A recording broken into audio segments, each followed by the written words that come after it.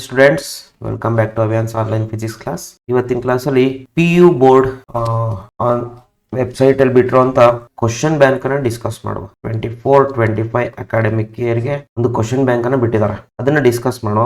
Board ಎಕ್ಸಾಮ್ಸ್ಗೆ ತುಂಬಾನೇ help ಆಗುತ್ತೆ. So without wasting time, let us discuss the questions. So ನೋಡ್ರಿ, ಎಲ್ಲಾ ಚಾಪ್ಟರ್ ನ ಕ್ವಶನ್ಸ್ ಇಲ್ಲಿ ನಾನು ಡಿಸ್ಕಸ್ ಮಾಡ್ತೀನಿ. ನಾವು let us take the first question. The first question says, when a glass rod rubber with a silk cloth.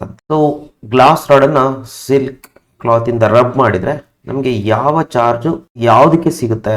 So glass ರಾಡಿಗೆ ಯಾವ charge ಸಿಗುತ್ತೆ ಮತ್ತೆ ಸಿಲ್ಕ್ ಕ್ಲಾತ್ಗೆ ಯಾವ ಚಾರ್ಜ್ ಸಿಗುತ್ತೆ ಅನ್ನೋದನ್ನ ಕೆಲವೊಂದ್ಸತಿ ಕನ್ಫ್ಯೂಸ್ ಆಗುತ್ತೆ. ಯಾವ ಚಾರ್ಜ್ ಸಿಗುತ್ತಪ್ಪ? ಅದಕ್ಕೆ ಒಂದು ಚಾರ್ಟ್ ಇದೆ. Let me show you the chart. ಈ ಚಾರ್ಟ್ ಅಲ್ಲಿ ಸ್ವಲ್ಪ ಮಟ್ಟಿಗೆ ನಿಮಗೆ ಕನ್ಫ್ಯೂಷನ್ ಬಂದ್ರು ಕೂಡ ಇದನ್ನ ನೋಡಿದ್ರೆ ನಮಗೆ ಸ್ವಲ್ಪ ಕ್ಲಿಯರ್ ಆಗುತ್ತೆ. ಏನಂದ್ರೆ ನೋಡ್ರಿ, ಇದನ್ನ ಟ್ರೈಬೋ ಎಲೆಕ್ಟ್ರಿಕ್ ಸೀರೀಸ್ ಅಂತ ಕರೀತಾರೆ. ಇದರಲ್ಲಿ ಯಾವ ಮೆಟೀರಿಯಲ್ ಚಾರ್ಜ್ ಅನ್ನ ಕಳ್ಕೊಳ್ಳುತ್ತೆ ಅಂದ್ರೆ ಎಲೆಕ್ಟ್ರಾನ್ಸ್ ನ ಕಳ್ಕೊಳ್ಳುತ್ತೆ, ಯಾವುದು ಗೈನ್ ಮಾಡ್ಕೊಳ್ಳುತ್ತೆ ಅಂತ ಹೇಳಿ ರಬ್ ಮಾಡಿದಾಗ. ನೋಡ್ರಿ, ಇಲ್ಲಿ ಈ ಮೆಟೀರಿಯಲ್ಸ್ ಏನಿದಾವೆ, ಫಾರ್ ಎಕ್ಸಾಂಪಲ್ ರ್ಯಾಬಿಟ್ ಫರ್, ಆಮೇಲೆ ಹೇರು, ಗ್ಲಾಸು, ಮೈಕಾ, ಉಲ್, ಇವೆಲ್ಲ ಏನ್ ಮಾಡ್ತವೆ? ಎಲೆಕ್ಟ್ರಾನ್ಸ್ ನ ದೇ ಲೂಸ್ ಎಲೆಕ್ಟ್ರಾನ್. ಈ materials silk, paper, wood, amber, rubber, polystyrene, acrylic, polyethylene, Teflon, ಇವೆಲ್ಲ ಏನ್ ಮಾಡ್ತವೆ? ಎಲೆಕ್ಟ್ರಾನ್ಸ್ ನ ಗೇನ್ ಮಾಡ್ಕೊಳ್ತವೆ. ಈ ಒಂದು ಸೀರೀಸ್ ನಿಮಗೆ ಗೊತ್ತಿದ್ರೆ, ಇಲ್ಲಿ ಎಲ್ಲಾ ಮೆಟೀರಿಯಲ್ ಕೊಟ್ಟಿಲ್ಲ, ಕೆಲವೊಂದು ಮೆಟೀರಿಯಲ್ ಕೊಟ್ಟಿದ್ದಾರೆ, ಹಾಗಾಗಿ ಇವು ಇಷ್ಟು ಸಾಕು ಅನ್ಕೊಳ್ತೀನಿ ನಾನು. ಇದರಲ್ಲಿ ಯಾವ್ದು ಲಾಸ್ ಮಾಡ್ಕೊಳುತ್ತೆ, ಯಾವ್ದು ಎಲೆಕ್ಟ್ರಾನ್ಸ್ ನ ಗೇನ್ ಮಾಡ್ಕೊಳುತ್ತೆ ಅನ್ನೋದು ನಮ್ಗೆ ಈಸಿಯಾಗಿ ಗೊತ್ತಾಗುತ್ತೆ. ಇದ್ರಲ್ಲಿ ಕ್ವಶನ್ ಏನ್ ಕೊಟ್ಟಿದಾರೆ ಅಂದ್ರೆ, ಇದರಿಂದಾನೇ ನಮ್ ಡೌಟ್ ನ ಕ್ಲಿಯರ್ ಮಾಡ್ಕೊಳ್ಳುವ. Glass rod rubbed with silk cloth.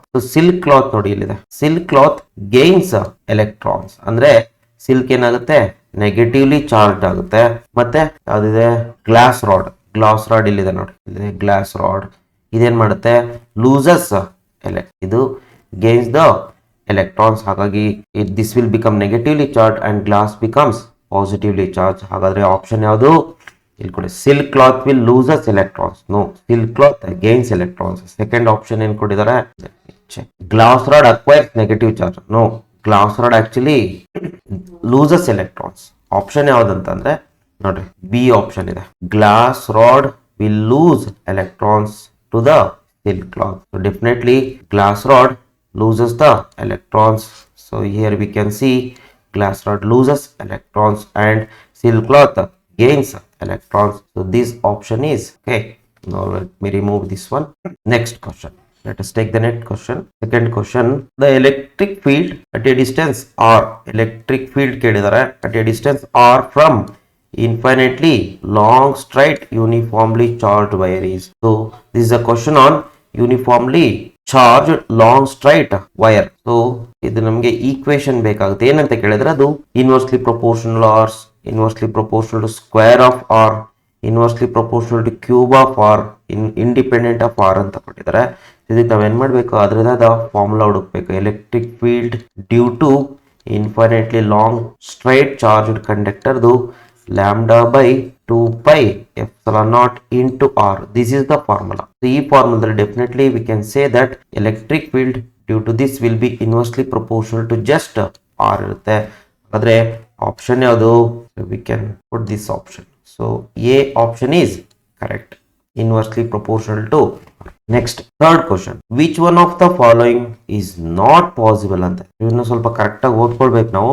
Not possible, wrong option ಯಾವ್ದಿದೆ ಅಂತ ನೋಡಿದಾಗ, ಸೊ ಒಂದು ರಾಂಗ್ ಆಪ್ಷನ್ ಇರುತ್ತೆ. ಸೊ ನಾಟ್ ಪಾಸಿಬಲ್ ಅಂತ ಕೇಳಿದಾರೆ. ಇಲ್ಲಿ ಏನ್ ಕೊಟ್ಟಿದ್ದಾರೆ ನೋಡಿ, ವ್ಯಾಲ್ಯೂಸ್ ನ ಕೊಟ್ಟಿದ್ದಾರೆ. ಯಾವ್ದು ವ್ಯಾಲ್ಯೂಸ್? ಕೂಲಂಬ್ ಅಂತ ಇದೆ. ಹಾಗಾದ್ರೆ ಕೂಲಂಬ್ ಅಂದ್ರೆ total charge on a body. Okay, so total charge on a body coulomb. Q value ಕೊಟ್ಟಿದ್ದಾರೆ. ಕ್ಯೂ ಯಾವುದು ಪಾಸಿಬಲ್ ಇದೆ ಅಂತ ಹೆಂಗ್ ಸರ್ ಕಂಡುಹಿಡಿದು? So let us take its basic formula. Q is equal to NE. So total charge on a body is integral multiple of basic amount of charge. ಅಂದ್ರೆ total charge on a body ಯಾವಾಗಲೂ ಹೇಗೆ existing ಇರುತ್ತೆ ಅಂದ್ರೆ integral multiple of basic charge. Basic charge ನ value ಏನು? 1.6 into 10⁻⁻19 coulomb ಇರುತ್ತೆ. ಈಗ suppose charge on a body ಹೇಗಿರುತ್ತೆ? ಇದರ ಮಲ್ಟಿಪಲ್ ಇರುತ್ತೆ ಅಷ್ಟೇ, very simple. So NA is equal to ಎಷ್ಟಿರುತ್ತೆ? 1 ಇಲ್ಲ 2 ಇಲ್ಲ 3 ಇಲ್ಲ 4 ಇದನ್ನೇ ಕ್ವಾಂಟೈಸ್ಡ್ ಅಂತ ಕರೀತಾರೆ. ಸೊ ಕ್ವಾಂಟೈಸ್ಡ್ ಕಂಡೀಷನ್ ಮೇಲೆ ಕೊಟ್ಟಿದ್ದಾರೆ. ಸೊ ಎನ್ ವ್ಯಾಲ್ಯೂ 1 ಹಾಕಿದ್ರೆ ಎಷ್ಟು ಬರುತ್ತೆ? Total charge on body 1 into is 1.6 into 10⁻⁻19 which gives 1.6 into 10⁻⁻19 coulomb. ಹಾಗಾದ್ರೆ ಫಸ್ಟ್ ಆಪ್ಷನ್ ಓಕೆ ಸರಿ ಇದೆ, ನಾವು ರಾಂಗ್ ಹುಡುಕ್ಬೇಕು. ಸೆಕೆಂಡ್ ಒನ್ ನೋಡಿ 3.20. ಹಾಗಾದ್ರೆ can I take like this 2 into n ಜಾಗದಲ್ಲಿ 2 ಹಾಕಿ into 1.6 into 10⁻⁻19 ಎಷ್ಟು ಬರುತ್ತೆ? 2 into 1.6 can it be 3.204? S. ಹಾಗಾದ್ರೆ ಸೆಕೆಂಡ್ ಆಪ್ಷನ್ ಕೂಡ ಕರೆಕ್ಟ್ ಇದೆ. ಥರ್ಡ್ ಆಪ್ಷನ್ ನೋಡುವ, n ವ್ಯಾಲ್ಯೂನ ಹಾಕ್ತಾ ಹೋಗಿ 3 times 1.6 into 10⁻⁻19 ಎಷ್ಟು ಬರುತ್ತೆ? 3 into 10⁻⁻19 so which gives 4.806 into 10⁻⁻19 coulomb. ಇಲ್ಲಿ 5 ಇದೆ, ಸೊ 5 is not possible. ಹಾಗಾಗಿ ರಾಂಗ್ ಆಪ್ಷನ್ ಯಾವುದು ಇದೆ? This charge value on a body is not possible. Total charge cannot be 5.602. 6.408 ಇದು ಬರುತ್ತೆ, ಚೆಕ್ ಮಾಡುವ. ಸೊ 4 times 1.6 ಮಾಡಿ, ಸೊ 4 times 1.6 ಮಾಡಿದ್ರೆ definitely you are going to get 6.408 into 10⁻⁻19 coulomb ಬರುತ್ತೆ. So ಇದು ಪಾಸಿಬಲ್ ಇದೆ. ಪಾಸಿಬಲ್ ಇಲ್ಲದೆ ಇರುವಂತದ್ದು ಇದೆ 5.607. Next question, the electrostatic force between two charges in vacuum is F is equal to K into Q1 Q2 by R square where K is ಅಂತ ಕೇಳಿದರೆ ಇದು K value ಇಲ್ಲೇನಿದೆ? ವ್ಯಾಕ್ಯೂಮ್ ಇದೆ. Very important. ವ್ಯಾಕ್ಯೂಮ್ ಇದ್ದಾಗ K value ಎಷ್ಟಿರುತ್ತೆ? K value vacuum ಇದ್ದಾಗ definitely 1.1/4 epsilon nought ಇರುತ್ತೆ. 1/4 epsilon nought is 9 into 10⁻⁹ newton metre square per coulomb square is the unit of K. ಹಾಗಾದ್ರೆ ಯಾವ್ದು ಆಪ್ಷನ್ ಇದೆ? ಫಸ್ಟ್ ಆಪ್ಷನ್ ಕರೆಕ್ಟ್ ಇದೆ. Air or vacuum ಇದ್ದಾಗ ಇರುತ್ತೆ. So this is the answer. ಉಳಿದಿದ್ದು ನೋಡಿ 9 into 10⁻⁹ ಇದೆ, ಬಟ್ ಯೂನಿಟ್ಗಳು ಚೇಂಜ್ ಮಾಡಿ ಕೊಟ್ಟಿದ್ದಾರೆ. ಸೊ ಇಲ್ಲೆಲ್ಲ ಕೊಟ್ಟಿದ್ದಾರೆ, ನಾವು ವ್ಯಾಲ್ಯೂನು ನೋಡಬೇಕು ಪ್ಲಸ್ ಯೂನಿಟ್ ಅನ್ನು ಅಬ್ಸರ್ವ್ ಮಾಡಬೇಕು. Next question number 5, the force on any charge due to a number of other charges is the vector sum of all the forces on that charge due to the other charges. This statement is called ಅಂತ ಕೇಳಿದ್ರೆ, ಅಂದ್ರೆ force between multiple charges ಮೇಲೆ question ಇದೆ. Force between multiple charges. So force between multiple charges ಇದ ನಾವೇನ್ ಮಾಡ್ತೀವಿ? We are going to apply the principle of superposition of forces. ಹಾಗಾದ್ರೆ option ಯಾವುದು ಇದೆ? ಏನ್ ಕೊಟ್ಟಿದ್ದಾರೆ ಸ್ಟೇಟ್ಮೆಂಟ್, ಅದೇ principle of superposition of electric forces ಅಂತ. ಮೋರ್ ದೆನ್ 2 ಚಾರ್ಜಸ್ ಇದ್ರೆ we are going to apply principle of superposition of electric forces. That's it. So next question, ಇದು easy ಇದೆ. ಸೊ 5th question ಈಸಿ ಇದೆ. 6th question ನೋಡುವ. The direction of electric field vector at a point on the equatorial line of a dipole. ಈಗೇನ್ ಮಾಡಬೇಕು? ಒಂದು dipole ಅನ್ನ ತಗೊಳ್ಬೇಕು. Let me remove all these things. Dipole ಅನ್ನ ತಗೊಳ್ಳಿ. ಯಾವ ಪಾಯಿಂಟ್ ಕೊಟ್ಟಿದ್ದಾರೆ? Dipole. So take like SQ NSQ. There is a dipole ಕೊಟ್ಟಿದ್ದಾರೆ. ಈಕ್ವಟೋರಿಯಲ್ ಲೈನ್ ಕೊಟ್ಟಿದ್ದಾರೆ. So let me draw equatorial line. This is an equatorial line. ಆಮೇಲೆ equatorial line ಮೇಲೆ ಒಂದು point ಅನ್ನ ತಗೊಳ್ಳಿ ಅಂತ ಹೇಳಿದ್ದಾರೆ. ಪಾಯಿಂಟ್ ತಗೊಳ್ಳಿ, ಇಲ್ಲೆಲ್ಲಾದ್ರೂ ಒಂದು point. Let me take this as point P. ಇಲ್ಲಿ ಎಲೆಕ್ಟ್ರಿಕ್ ಫೀಲ್ಡ್ ವೆಕ್ಟರ್ ನ ಡೈರೆಕ್ಷನ್ ಕೇಳಿದ್ದಾರೆ. What is the direction of net electric field ಅಂತ. ಸೊ ಈಗ ನಾವೇನ್ ಮಾಡುವ? ಆಪ್ಷನ್ಸ್ ನೋಡುವ. Is in the same direction of dipole moment, is in the towards negative charge, towards positive charge, is in the opposite direction of dipole moment. So ಇಲ್ಲಿ electric field ನ check ಮಾಡಿದ್ರೆ ನೋಡ್ರಿ, ಈಗ ಇದ್ರದ್ದು positive charge. Going to show you how to write this one. So this is the direction of electric field due to positive charge. Negative charge ನ direction ಈ ತರ ಇರುತ್ತೆ. ನೀವು ಯಾವ ತರ ಬೇಕಾದ್ರೂ ಬರ್ಕೊಂಡ್ರು ನಿಮಗೆ, ಅಂದ್ರೆ ಪಾಸಿಟಿವ್ ಮತ್ತೆ ನೆಗೆಟಿವ್ ಚಾರ್ಜ್ ನ ಉಲ್ಟಾ ಬರ್ಕೊಂಡ್ರು you are going to get the same answer. Answer ಯಾವತ್ತೂ ಚೇಂಜ್ ಆಗಲ್ಲ. ಸೊ ಇದು ಪಾಸಿಟಿವ್ ಚಾರ್ಜ್ ನ ಎಲೆಕ್ಟ್ರಿಕ್ ಫೀಲ್ಡ್ ಅವೇ ಇರುತ್ತೆ ಆ ಲೈನ್ ಮೇಲೆ, ನೆಗೆಟಿವ್ ಚಾರ್ಜ್ ಟುವರ್ಡ್ಸ್ ಇರುತ್ತೆ ಅದೇ ಲೈನ್ ಮೇಲೆ. ಇವುಗಳ ನೆಟ್ ಎಲೆಕ್ಟ್ರಿಕ್ ಫೀಲ್ಡ್ ಯಾವ ಕಡೆ ಬರುತ್ತೆ? ಈ ಕಡೆ, between E1 and E2. This is the net electric field due to dipole on at a point on an equatorial line. ಇಲ್ಲಿ ಡೈಪೋಲ್ ಮೊಮೆಂಟ್ ಯಾವ ಕಡೆ ಇರುತ್ತೆ? ನೆಗೆಟಿವ್ ಟುವರ್ಡ್ಸ್ ಪಾಸಿಟಿವ್ ಇರುತ್ತಾ? This the direction of dipole moment. ಯಾವಾಗ್ಲೂ ಅಷ್ಟೇ dipole moment ಮತ್ತೆ net electric field ಇಲ್ಲಿ ಯಾವ್ದ್ರ ಮೇಲೆ ಇಕ್ವಿಟೋರಿಯಲ್ ಲೈನ್ ಮೇಲೆ ಯಾವಾಗಲೂ ಒಂದಕ್ಕೊಂದು ಆಪೋಸಿಟೇ ಬರೋದು. ಅದಕ್ಕೆ ನಾನು ಹೇಳಿದ್ ನೀವು ಹೇಗೆ ತಗೊಂಡ್ರು ಆಪೋಸಿಟೇ ಬರುತ್ತೆ. ಹಾಗಾದ್ರೆ ಆಪ್ಷನ್ ಯಾವುದು? B option correct.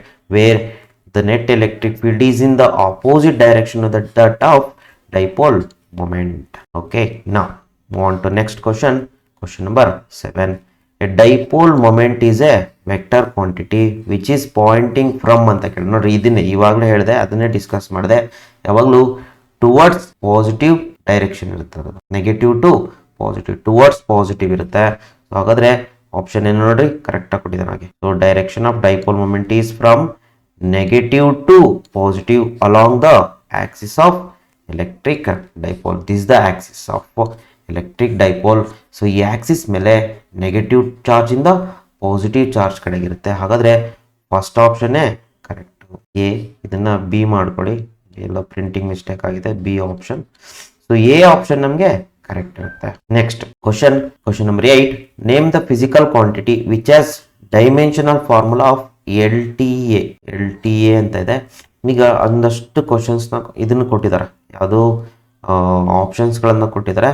Each and every one we have to check. L T A ಯಾವ್ದು ಬರುತ್ತೆ ನನಗೆ ಆಲ್ರೆಡಿ ಗೊತ್ತಿದೆ, ಬಟ್ ಚೆಕ್ ಮಾಡುವ ಯಾವುದಕ್ಕೆ ಯಾವ್ದು ಬರುತ್ತೆ ಅಂತೇಳಿ, ಆಮೇಲೆ ಡಿಸೈಡ್ ಮಾಡುವ which one is correct option. So ಒಂದು ಕಡೆಯಿಂದ ಚೆಕ್ ಮಾಡಿದ್ರೆ ನಮಗೆ ಇನ್ನೊಂದು ಕೇಸಲ್ಲಿ ಯಾವ್ದಾದ್ರು ಲೀನಿಯರ್ ಚಾರ್ಜ್ ಡೆನ್ಸಿಟಿ ಕೊಡ್ಬೋದು ಅಥವಾ ಕೆಪಾಸಿಟೆನ್ಸ್ ಕೊಡ್ಬೋದು. ಅವಾಗ ನಮಗೆ ಈಸಿಯಾಗಿ ಈ ಆಪ್ಷನ್ ಹೇಗೆ ಚೆಕ್ ಮಾಡೋದು ಅಂತ ಗೊತ್ತಿದ್ರೆ ಬೇರೆ ಆನ್ಸರ್ಸ್ ಮಾಡೋಕ್ಕೂ ಈಸಿ ಆಗುತ್ತೆ. Okay, instead of checking, instead of explaining directly, let me take one by one. First one ಏನಿದೆ, linear charge na density. Okay, so first one linear charge density. Linear charge density can be written as lambda is equal to q by l. So q is a charge can be written as current into time, because current is equal to charge by time. Charge can be written as current into time divided by length ಆಗಿರುತ್ತೆ. So current basic quantity, ಅದರ dimension A, ಟೈಮ್ನ dimension T, ಲೆಂತ್ನ dimension L. So ಇದೇನು ಬರುತ್ತೆ ನಮಗೆ finally ಈ ತರ ಬರಿಬಹುದು, A T L -1. ಹಾಗೆ ಸೆಕೆಂಡ್ ಒನ್ ಏನ್ ಕೊಟ್ಟಿದ್ದಾರೆ ಅಂದ್ರೆ ಕೆಪಾಸಿಟೆನ್ಸ್ ಕೊಟ್ಟಿದ್ದಾರೆ, ಚೆಕ್ ಮಾಡಿ. ಸೊ ಸೆಕೆಂಡ್ ಒನ್ ಕೆಪಾಸಿಟೆನ್ಸ್ ಇದೆಯಪ್ಪ. ಸೊ ಕೆಪಾಸಿಟೆನ್ಸ್ ಹೆಂಗ್ ಚೆಕ್ ಮಾಡೋದು, ಅದಕ್ಕೆ ಡೈರೆಕ್ಟ್ ಫಾರ್ಮುಲಾ ಹಾಕೊಂಡು ಆಗುತ್ತೆ. ನಾನೇನ್ ಮಾಡಿದ್ದೀನಿ ಇಲ್ಲಿ, ಸೊ ಪೊಟೆನ್ಷಿಯಲ್ ಎನರ್ಜಿ ಫಾರ್ಮುಲಾ ಹಾಕೊಂಡಿದ್ದೀನಿ. Energy stored in a capacitive formula U is equal to Q square by 2c. So U can be written as half C V square ಬರ್ಕೊಳ್ಬೋದು, but ಇದು length ಆಗುತ್ತೆ, ಅದಕ್ಕೆ ನಾನು ಮಾಡಿದ್ದೀನಿ ಕ್ಯೂ ಸ್ಕ್ವೇರ್ ಬೈ 2c ಬರ್ಕೊಂಡಿದ್ದೀನಿ. ಇಲ್ಲಿ C ಗೆ rewrite ಮಾಡಿ ಇದೇನಾಗುತ್ತೆ, Q square by you ಆಗುತ್ತೆ. 2 ಡೈಮೆನ್ಷನ್ಲೆಸ್ ಬಿಟ್ಬಿಟ್ಟಿದ್ದೀನಿ ಡೈಮೆನ್ಷನ್.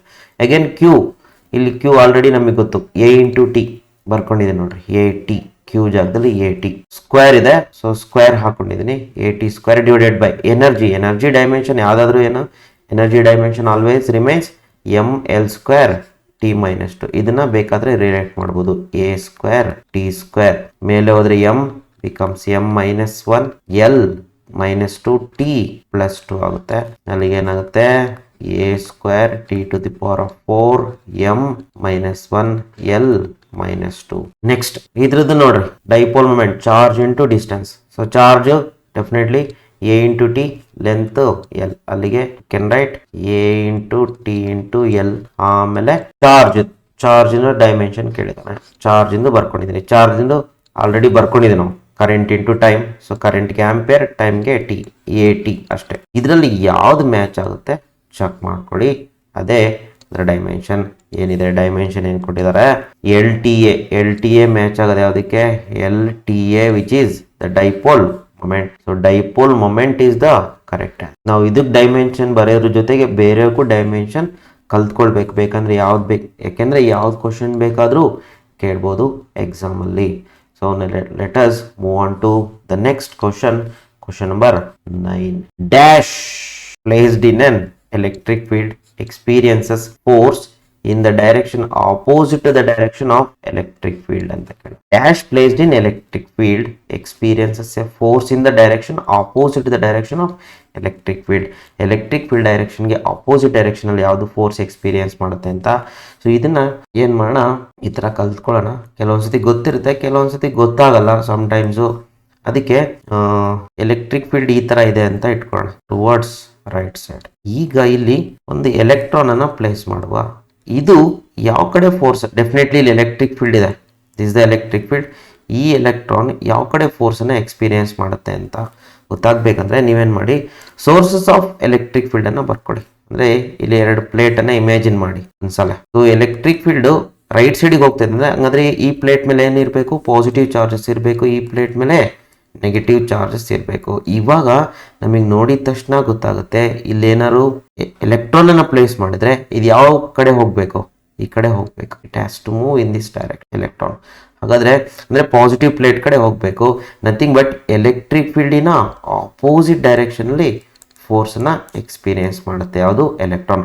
ಅದೇ ಇಲ್ಲಿ ಪಾಸಿಟಿವ್ ಚಾರ್ಜನ್ನು ಇಟ್ಟರೆ ಡೆಫಿನೆಟ್ಲಿ ಏನಾಗುತ್ತೆ, it tries to move towards positive plate, ಯಾಕೆಂದರೆ ಪಾಸಿಟಿವ್ ಪ್ಲೇಟ್ ಅಟ್ರಾಕ್ಟ್ ಮಾಡುತ್ತೆ. ಸೊ ಹಾಗಾಗಿ it will experience force in the direction of electric field ಅಷ್ಟೇ. So imagine the 2 plates. So electric field ಯಾವ ಕಡೆ ಇದೆ, ರೈಟ್ ಸೈಡ್ಗಿದ್ರೆ ಈ ಥರ ಇದ್ದರೆ, ಸೊ ಈ ಕಡೆ ಎಲ್ಲ ಪಾಸಿಟಿವ್ ಚಾರ್ಜಸ್ ನೆಗೆಟಿವ್ ಚಾರ್ಜಸ್ ಇದೆ. ಹಾಗಾಗಿ ನಾವು ಏನು ಮಾಡ್ಬೋದು, ಈಸಿಯಾಗಿ ಯಾವ ಚಾರ್ಜ್ ಯಾವ ಕಡೆ ಫೋರ್ಸನ್ನು ಎಕ್ಸ್ಪೀರಿಯನ್ಸ್ ಮಾಡುತ್ತೆ ಅಂತ ಹೇಳ್ಬೋದು. ಅಫ್ಕೋರ್ಸ್ ಗೊತ್ತಿರುತ್ತೆ ಕೆಲವೊಬ್ಬರಿಗೆ, ಬಟ್ ಕೆಲವೊಂದ್ಸತಿ ಗೊತ್ತಾಗಲ್ಲ ಅಂತ ಹೇಳಿದೆ ಅಷ್ಟೇ. ನಾವು let us move on to the next question, question number 10. So before going to that, let me find out which is the correct option. Definitely A is the correct option for 9th question. Now, question number 10. When a free electric dipole is placed in non-uniform electric field ಅಂತ ಹೇಳ್ತಾರೆ, the dipole will experience ಅಂತ ಕೇಳ್ತಾರೆ. So ಇದು ಕೂಡ very important question. Electric dipole ಅನ್ನ ಏನಾದರೂ ನೀನು electric field ಅಲ್ಲಿ ಪ್ಲೇಸ್ ಮಾಡಿದ್ರೆ, ಡೈಪೋಲ್ ಅನ್ನ ಪ್ಲಸ್ ಕ್ಯೂ ಇನ್ನೊಂದು ಮೈನಸ್ ಕ್ಯೂ ಈ ತರ ಇದೆ ಅಂತ ಇಟ್ಕೊಳ್ಳಿ. Sorry, this should be minus negative charge. So minus Q. So electric field ಅಲ್ಲಿ ಪ್ಲೇಸ್ ಮಾಡಿದ್ರೆ ಇದು ಯೂನಿಫಾರ್ಮ್ ಇದ್ರೆ, ಸಪೋಸ್ ಯೂನಿಫಾರ್ಮ್ ಇದ್ರೆ ಎಲೆಕ್ಟ್ರಿಕ್ ಫೀಲ್ಡ್ ಇದೇನಾಗುತ್ತೆ, this will experience force in this direction and this will experience force in this direction. So ಹಾಗಾಗಿ net force ಏನಾಗುತ್ತೆ, 0 ಆಗಿಬಿಡುತ್ತೆ. Net torque 0 ಆಗಲ್ಲ. It should be E P sine theta. ಯಾವಾಗ, when electric field is uniform. But ಅಲ್ಲಿ ಕೊಟ್ಟಿರೋದೇನು ನಾನ್ uniform. ನಾನ್ uniform ಇದ್ದಾಗ ಏನಾಗುತ್ತೆ, ಈ ಫೋರ್ಸು ಮತ್ತೆ ಈ ಫೋರ್ಸು ಸೇಮ್ ಇರಲ್ಲ. ಹಾಗಾಗಿ ನೆಟ್ ಫೋರ್ಸ್ ಕೂಡ 0 ಆಗಲ್ಲ. There should be net force which is not equal to 0. ಹಾಗಾಗಿ in a non-uniform electric field, dipole experience both force and torque. So ಹೀಗೂ ಕೇಳ್ತಾರೆ question, F not equal to 0, tau not equal to 0 ಅಂದ್ರೆ ಒಂದೇ, experience both force and torque, ಯಾವುದು 0 ಇರಲ್ಲ ಅಂತ ಅರ್ಥ. Okay, next hope ನಿಮ್ಗೆ ಈ ಕ್ವಶನ್ ಅರ್ಥ ಆಗಿದೆ ಅನ್ಕೊಂಡಿದ್ದೀನಿ. ಕ್ವಶನ್ ನಂಬರ್ 11 ನೋಡೋಣ. ಏನ್ ಹೇಳುತ್ತೆ, electrostatic field lines can never form a close loop. This is due to ಅಂತ ಕೇಳಿದ್ರೆ, ಯಾಕೆ electric field lines close loop form ಆಗಲ್ಲ? ಕ್ಲೋಸ್ ಲೂಪ್ ಅಂದ್ರೆ ನಾನು ನನ್ನ ಪ್ರೀವಿಯಸ್ ವಿಡಿಯೋದಲ್ಲಿ ಎಕ್ಸ್ಪ್ಲೈನ್ ಮಾಡಿದ್ದೀನಿ. ಹೇಗೆಂದ್ರೆ, ಒಂದು ಎಲೆಕ್ಟ್ರಿಕ್ ಫೀಲ್ಡ್ ಲೈನ್ಸ್ ಹೊರಡೋದ್ರಿಂದ starts from positive charge ends at infinity if it is a isolated charge. So negative charge negative ಅಲ್ಲಿ ಎಂಡ್ ಆಗುತ್ತೆ, ವಾಪಸ್ ಬರಲ್ಲ. ವಾಪಸ್ ಬಂದ್ರೆ ಏನಾಗುತ್ತೆ, ಲೂಪ್ ಫಾರ್ಮ್ ಆಗುತ್ತೆ. So electric field lines loop form ಆಗಲ್ಲ, ಮ್ಯಾಗ್ನೆಟಿಕ್ ಫೀಲ್ಡ್ ಲೈನ್ಸ್ ಫಾರ್ಮ್ ಆಗುತ್ತೆ.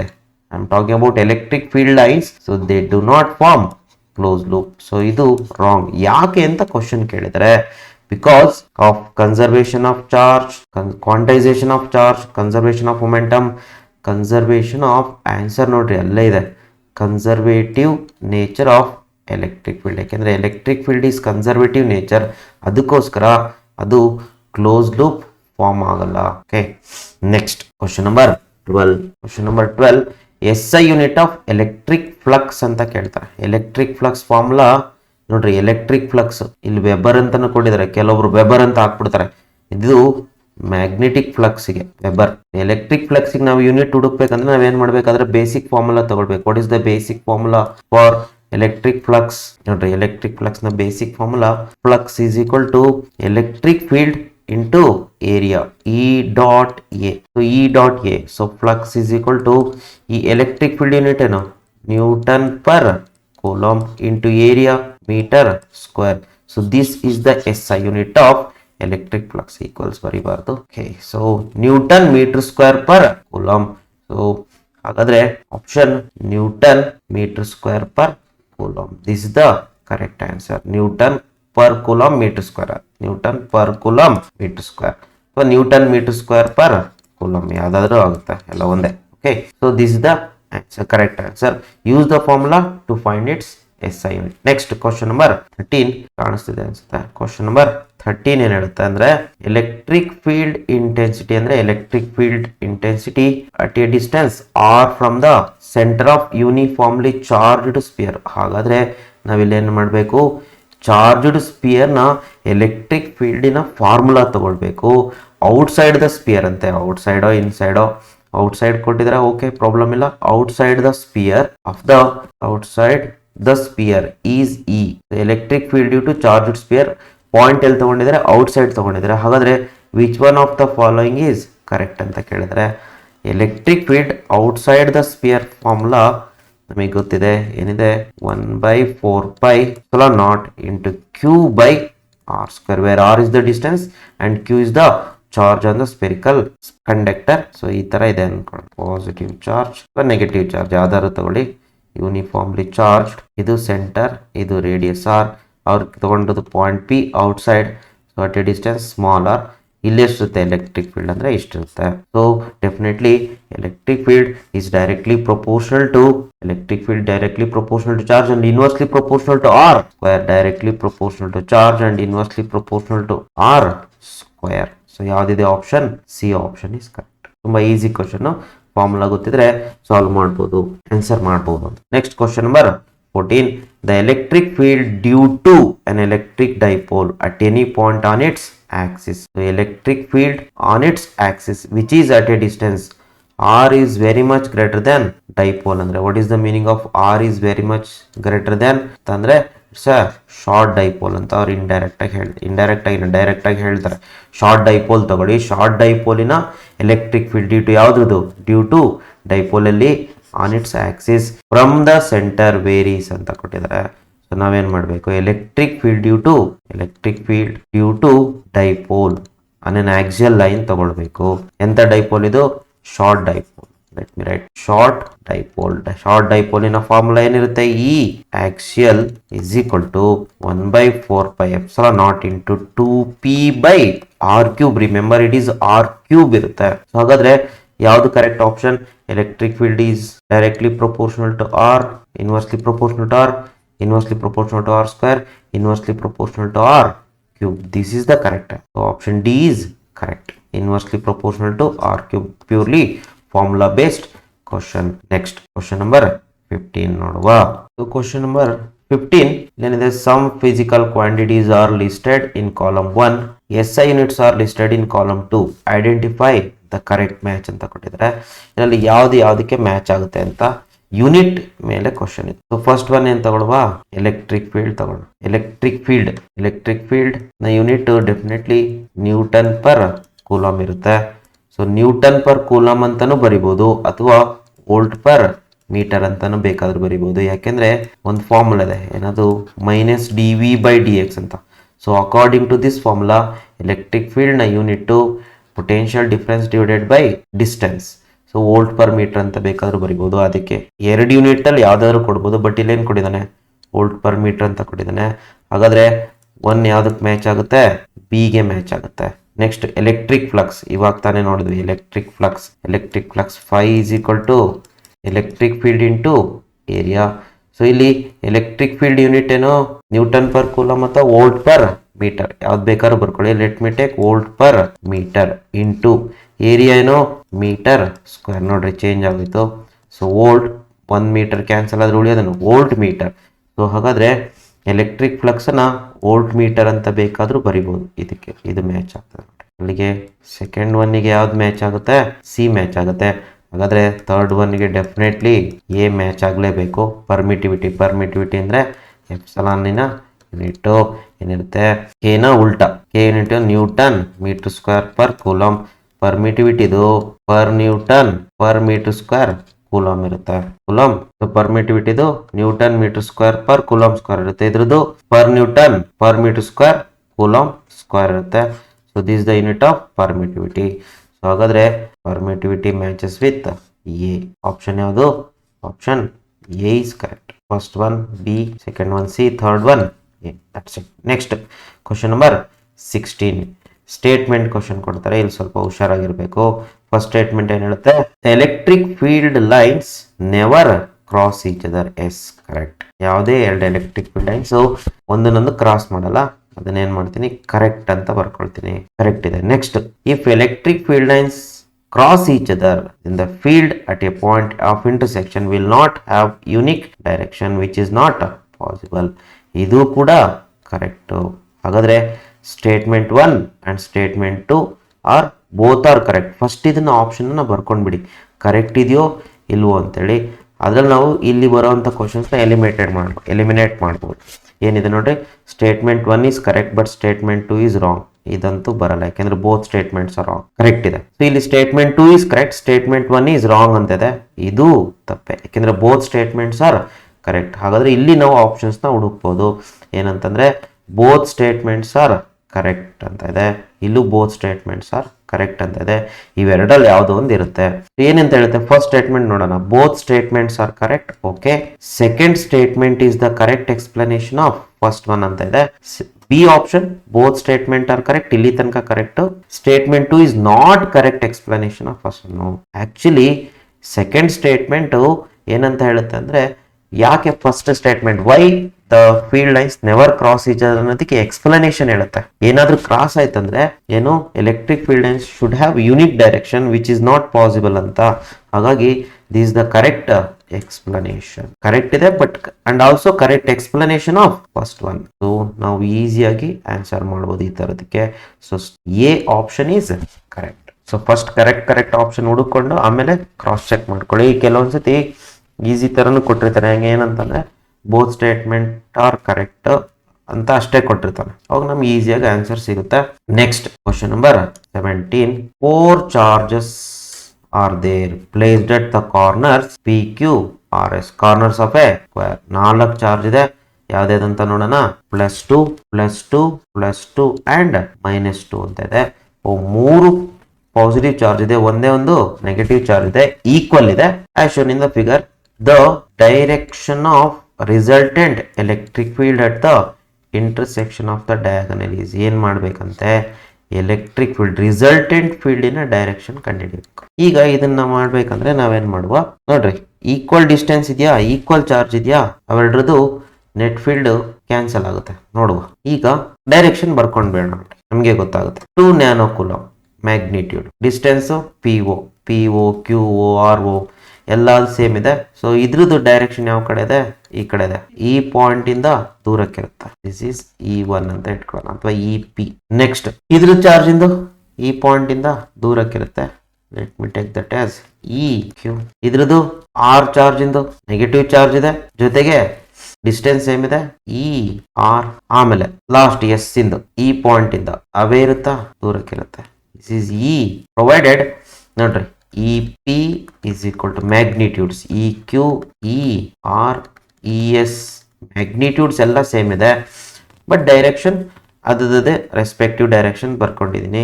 ಇವಾಗ ನೋಡ್ರಿ, EQ ಮತ್ತೆ ES ಒಂದಕ್ಕೊಂದು ಆಪೋಸಿಟ್ ರಿಂದ EQ ES magnitude same, direction opposite, ಒಂದಕ್ಕೊಂದು ಕ್ಯಾನ್ಸಲ್ ಆಗುತ್ತೆ. ಆದ್ರೆ EP ಮತ್ತೆ ER ಎರಡು ಒಂದೇ ಡೈರೆಕ್ಷನ್ ಅಲ್ಲಿ ಇದೆ, ಅವೆರಡೇನಾಗುತ್ತೆ, ಆಡ್ ಆಗುತ್ತೆ. ರಿಸಲ್ಟೆಂಟ್ ಡೈರೆಕ್ಷನ್ ಎರಡು ಆಡ್ ಆದ್ಮೇಲೆ ನೆಟ್ ಫೀಲ್ಡ್ ಅದೇ ಡೈರೆಕ್ಷನ್ ಅಲ್ಲಿ ಬರಬೇಕು. ಯಾವ ಕಡೆ ಇರುತ್ತೆ, ಅಲಾಂಗ್ OR ಇರುತ್ತೆ ಈ direction. This the net field ಇನ ಡೈರೆಕ್ಷನ್.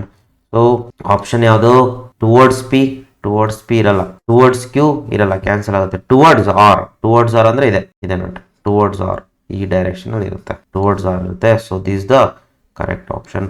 ಟುವರ್ಡ್ಸ್ S ಅಂದ್ರೆ ಈ ಕಡೆ, ಟುವರ್ಡ್ಸ್ S ಇರಲ್ಲ, ಕ್ಯಾನ್ಸಲ್ ಆಗುತ್ತೆ ಎರಡು field. So correct option is towards R. That's it. Next, the following figure shows the electric field around 2 charges where ಅಂತ ಕೇಳ್ತಾರೆ. ಈ ಎರಡು ಚಾರ್ಜಸ್ ನ ಪಾಸಿಟಿವ್ ನೆಗೆಟಿವ್ ಅಂತ ಹೇಳ್ಬೇಕು. ನೋಡ್ರಿ, ಪಾಸಿಟಿವ್ ನೆಗೆಟಿವ್ ಅಂತ ನಮ್ಗೆ ಹೆಂಗ್ ಗೊತ್ತಾಗುತ್ತೆ ಅಂತಂದ್ರೆ ಅಲ್ಲೇ ಗೊತ್ತಾಗುತ್ತೆ. Q1 ಚೆಕ್ ಮಾಡ್ಕೊಳ್ಳಿ ಫಸ್ಟ್. Q1 ಇಂದ ಎಲೆಕ್ಟ್ರಿಕ್ ಫೀಲ್ಡ್ ಲೈನ್ಸ್ ದೂರ ಹೋಗ್ತದೆ, ಹೌದಾ? ದೂರ ಹೋಗ್ತಿದ್ರೆ Q1 ಏನಾಗಬೇಕು, ಪಾಸಿಟಿವ್ ಆಗ್ಬೇಕು. Q2 ನೋಡ್ರಿ, Q2 ಇನ್ನೊಂದನ್ನ ಚಾರ್ಜು ದೂರ ಹೋಗ್ತಿದೆ, ಸಾಕಷ್ಟೇ ನಮಗೆ clue. So Q2 is also positive charge. So both are positive. This is the option. ಎರಡೇ ಆಪ್ಷನ್ ಇದೆ, ಇಲ್ಲ ಹತ್ರ ಇರಬೇಕು, ಇಲ್ಲಿ ದೂರ ಹೋಗ್ಬೇಕು. ನೆಗೆಟಿವ್ ಚಾರ್ಜ್ ಫೀಲ್ಡ್ ಲೈನ್ಸ್ ಎಲ್ಲ ಏನಾಗುತ್ತೆ, move towards the negative charge. Positive charge ಇದ್ರೆ ಅದರಿಂದ ದೂರ ಹೋಗ್ತಾ ಇರುತ್ತೆ, ಅಷ್ಟೇ ಕ್ಲೂ ನಮಗೆ. Okay, so both are positive charge is the correct answer. Next, so which of the following shows the electric field lines due to an electric dipole? Electric dipole ina electric field lines ಅನ್ನ ಕಂಡುಹಿಡಿ.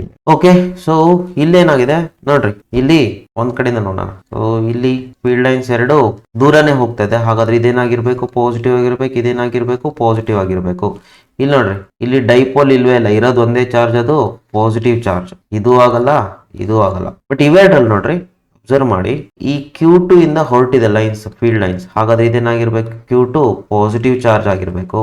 ಇಲ್ಲಿ ಹತ್ರ ಹೋಗ್ತದೆ field lines, ಹತ್ರ ಹೋಗ್ತಿದೆ ಅಂದ್ರೆ ಇದೇನಾಗಿರ್ಬೇಕು, definitely negative ಆಗಿರ್ಬೇಕು. ಹಾಗಾದ್ರೆ ಇದು ಡೈಪೋಲ್ ಆಗೋ ಚಾನ್ಸಸ್ ಇರುತ್ತೆ, ಒಂದು ಪಾಸಿಟಿವ್ ಒಂದು ನೆಗೆಟಿವ್. ಬಟ್ ಇಲ್ಲೂ ನೋಡಿ, ಇನ್ನೊಂದು ಈ ಡಯಾಗ್ರಾಮ್ ಅಲ್ಲಿ ಇಲ್ಲಿ ಫೀಲ್ಡ್ ಲೈನ್ಸ್ ಈ ಕಡೆಯಿಂದ ಈ ಕಡೆ ಬರ್ತದೆ, ಈ ಕಡೆಯಿಂದ ಈ ಕಡೆ ಬರ್ತದೆ. ಹಾಗಾದ್ರೆ ಈ ಕಡೆಯಿಂದ ಈ ಕಡೆ ಬರ್ತದೆ ಅಂದ್ರೆ ಡೆಫಿನೆಟ್ಲಿ ಇದು ಪಾಸಿಟಿವ್, ಇದು ನೆಗೆಟಿವ್, ಇದು ಡೈಪೋಲ್ ಆಗೋ ಆಪ್ಷನ್ ಇರುತ್ತೆ. ಬಟ್ ಇವೆರಡಲ್ಲಿ ಯಾವುದು ಅಂತಂದ್ರೆ ನೋಡ್ರಿ, ಫೀಲ್ಡ್ ಲೈನ್ಸ್ ನೋಡ್ರಿ ಇಲ್ಲಿ ಹತ್ತತ್ರ ಇದೆ, ತುಂಬಾ ಕ್ರೌಡೆಡ್ ಇದೆ, ಇಲ್ಲಿ ದೂರ ದೂರ ಇದೆ. ಹಾಗಾಗಿ ಎರಡು ಈಕ್ವಲ್ ಮತ್ತೆ ಆಪೋಸಿಟ್ ಚಾರ್ಜ್ ಇದ್ದಾಗ ಅವುಗಳ ಫೀಲ್ಡ್ ಲೈನ್ಸ್ ಕೂಡ ಸೇಮ್ ಇರಬೇಕು.